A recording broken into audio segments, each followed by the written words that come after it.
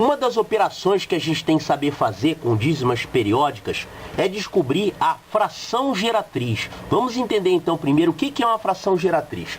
A fração geratriz é uma fração que, ao ser transformada em número decimal, dá origem a uma dízima periódica. Por exemplo, 1/9 é a fração geratriz de 0,11, porque se você dividir 1 por 9, você vai encontrar exatamente 0,1111, essa dízima aqui. 1 dividido por 9 dá 0, resto 1, abaixa o 0, 10 dividido por 9 dá 1, e resto 1. Repetir o resto, começa a repetir o resultado. Então isso aqui vai dar 0,111 toda a vida. Então a gente viu que 1/9 é a fração que gera essa dízima aqui. É muito fácil, sabendo a fração, encontrar a dízima. O difícil é fazer o contrário. Sabendo a dízima, descobrir qual é a fração geratriz. Vamos aprender como fazer isso. Para descobrir a fração geratriz de uma dízima periódica, a gente primeiro tem que descobrir que tipo de dízima é essa. Se é uma dízima periódica simples ou se é uma dízima periódica composta, porque a fórmula é diferente.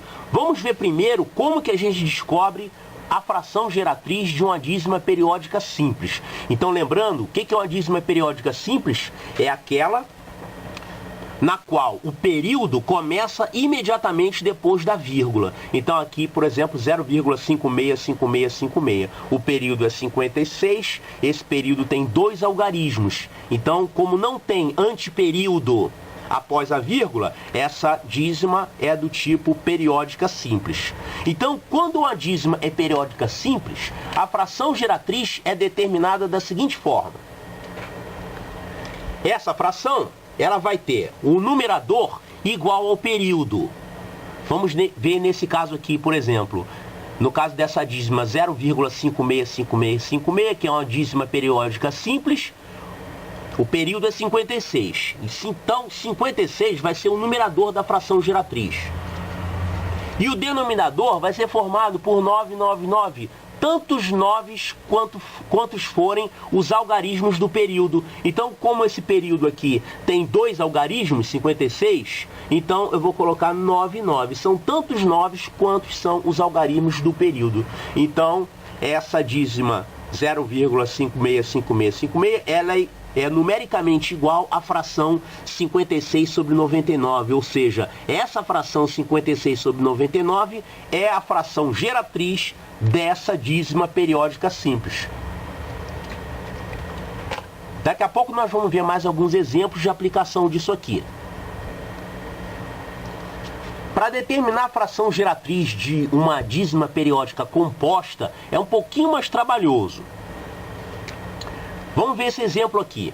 Vamos pegar esse número decimal, 3,4565656.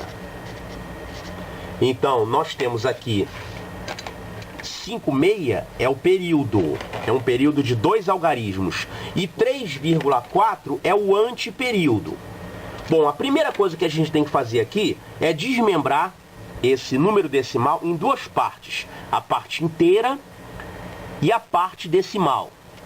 Então isso aqui vai ser igual a 3 mais 0,4565656.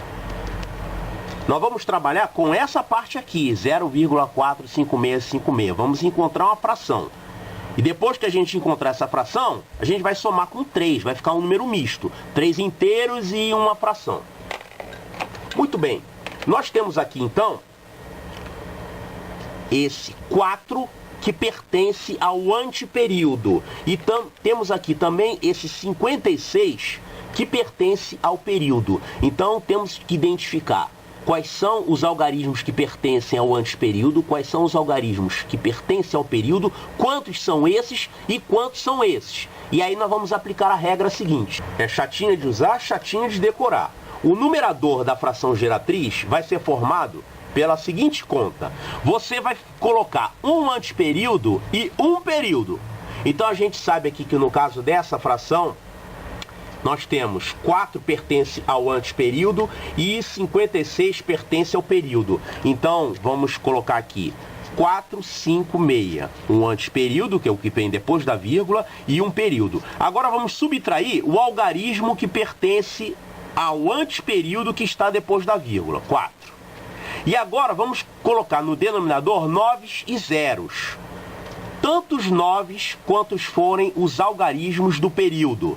Então, o nosso período 56 tem 2 algarismos, eu vou colocar 2 noves.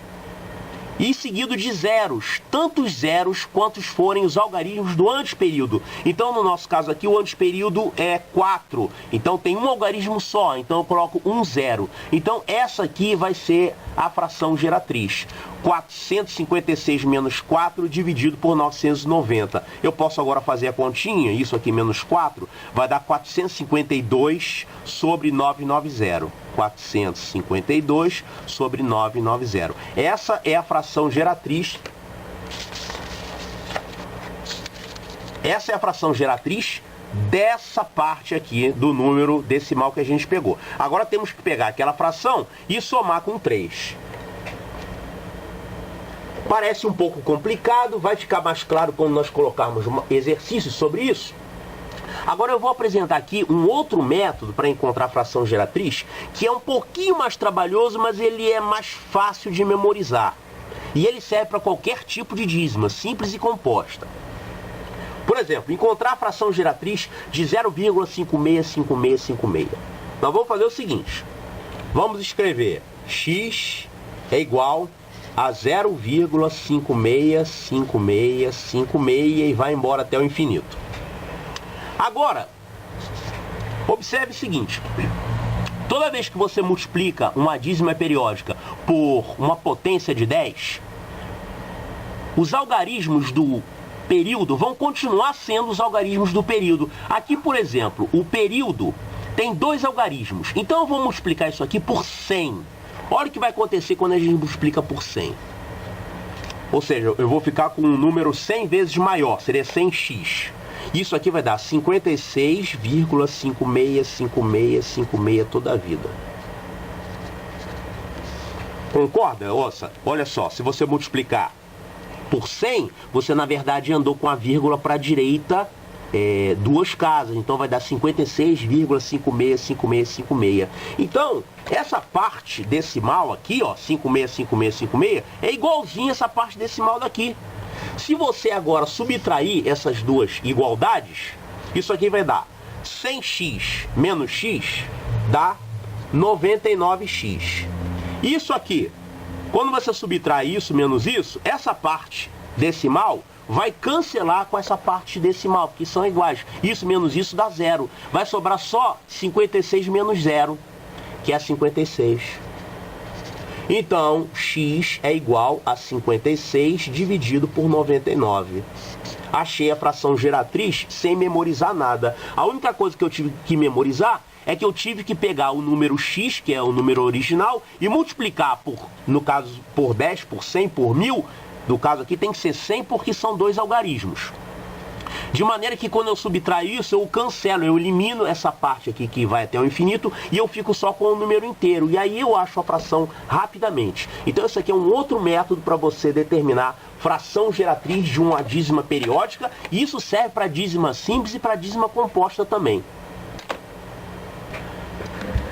Tem um tipo de problema que aparece nas provas que tem a ver com esse assunto que eu vou ensinar agora. É meio chatinho, mas infelizmente isso aqui cai em prova, você tem que saber. É isso aqui. Por exemplo, a fração 13 sobre 81 resulta em qual tipo de dízima? Olha, uma fração qualquer, quando você transforma em número decimal, ela pode recair em 3 categorias. Ou dá um número decimal exato, ou seja, não dá dízima, a divisão chega a um ponto que para, dá resto zero. Ou dá uma dízima simples, uma dízima periódica simples, ou uma dízima periódica composta.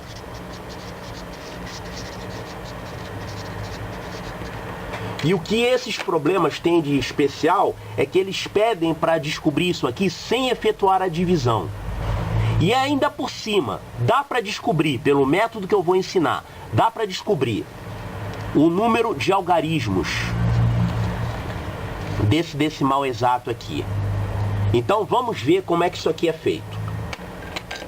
Então o problema aparece assim: a fração tal, resulta em qual tipo de dízimo? Você vai fazer o seguinte: primeiro, você vai simplificar a fração, fazendo com que essa fração fique irredutível. Ou seja, o numerador e o denominador são primos entre si. Tem que fazer essa simplificação, senão dali para frente vai dar tudo errado. Depois que você simplifica a fração, você vai fatorar o denominador e vai olhar para as potências que tem nesse denominador, para os fatores primos que tem nesse denominador. Se esse denominador só tiver fator 2 e 5, que são os que formam o 10, que é a base do nosso sistema de numeração, quando você só tem 2 e 5 no denominador, pode ser 2 elevado a qualquer potência, 5 elevado a qualquer potência, mas não pode ter mais nenhum outro fator, 3, 7, 11, nada disso, só 2 e 5. Então, quando só tem fator 2 e fator 5, então a dízima, ela não é dízima, ele é um chamado decimal exato.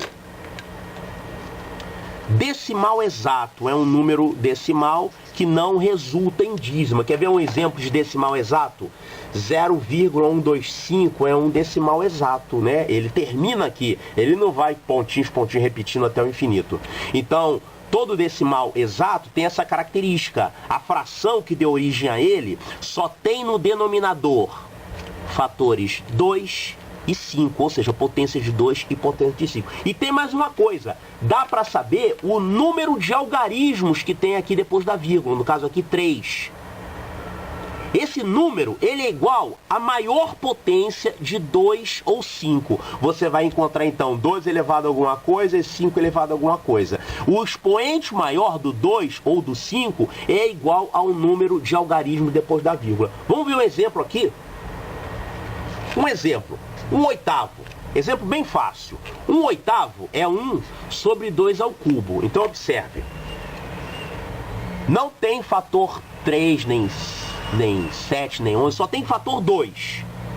Tem fator 2? Então, no denominador só tem fator 2. Então isso aqui não dá dízima, dá um decimal exato. Ele não vai até o infinito. E quantos algarismos depois da vírgula? É 2 ao cubo. Então, 3. Então, são 3 dígitos depois da vírgula. Por acaso, isso aqui vai dar 0,125. Realmente são 3 dígitos, né? Agora, você imagina um problema como esse aqui. 1 sobre 256 tem quantas casas decimais? Olha só, se você não soubesse isso, você ia ter um trabalhão para dividir 1 por 256. Ia dar um trabalho danado você fazer essa conta. Grande chance de você errar nessa conta. Mas olha só, esse problema não perguntou quanto vale isso. Perguntou só quantos algarismos tem depois da vírgula. Ora, se você observar que 256 é a mesma coisa que 2 elevado à oitava, você não precisa fazer a divisão para descobrir quantos algarismos tem. Esse aqui vai ter quantos algarismos? 8 algarismos. 8 casas decimais. Se fosse fazer a conta, ia dar um trabalhão e grande probabilidade de errar no meio dessas contas, tá? Então, preste atenção nesse tipo de problema. Não é para dividir, é para você usar essa técnica. Então, o denominador só tem 2, podia ter potência de 2 ou potência de 5 ou ambas. Vê qual é o maior expoente. Aquele maior expoente, pode ser do 2 ou pode ser do 5, não importa, é igual ao número de casas decimais que você vai ter depois da vírgula.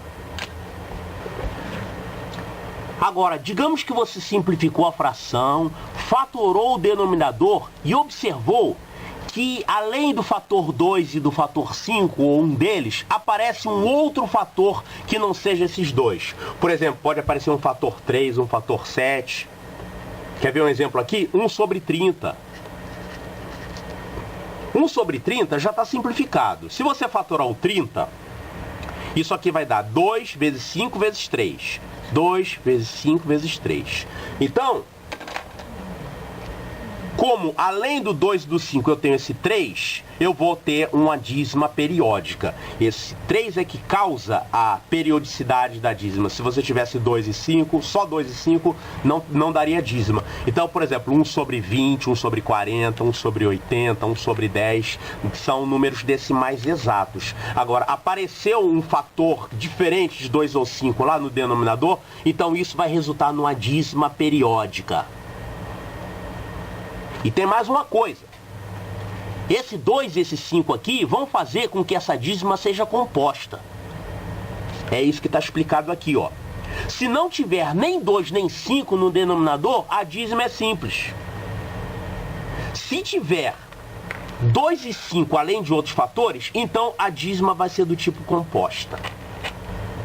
Então, por exemplo, se a gente tiver aqui 2 nonos, isso aqui é 2, já está simplificado, é 2 sobre 3 ao quadrado. Então, no denominador não tem fator 2 nem fator 5, só tem fator 3. Então, esse tipo de dízima é uma dízima periódica simples. Ela vai ser periódica e vai ser simples porque não tem fator 2 nem 5 aqui. Agora, se você tiver fator 2 e 5 ou ambos, você vai ter uma dízima composta. Por exemplo, 1 sobre 30, que já está simplificado, e fatorando o denominador temos 2 vezes 5 vezes 3. Então, o 2 e o 5 vão fazer com que a dízima seja composta. Aliás, o 3 vai fazer com que seja uma dízima periódica. E o 2 e o 5 vão fazer com que ela não seja simples, seja composta. Outro detalhe importante, não existe método para identificar o número de algarismos do período, só fazendo a divisão. O antiperíodo dá para você descobrir quantos algarismos tem. É só olhar o expoente do 2 e do 5, que tiver maior ganha.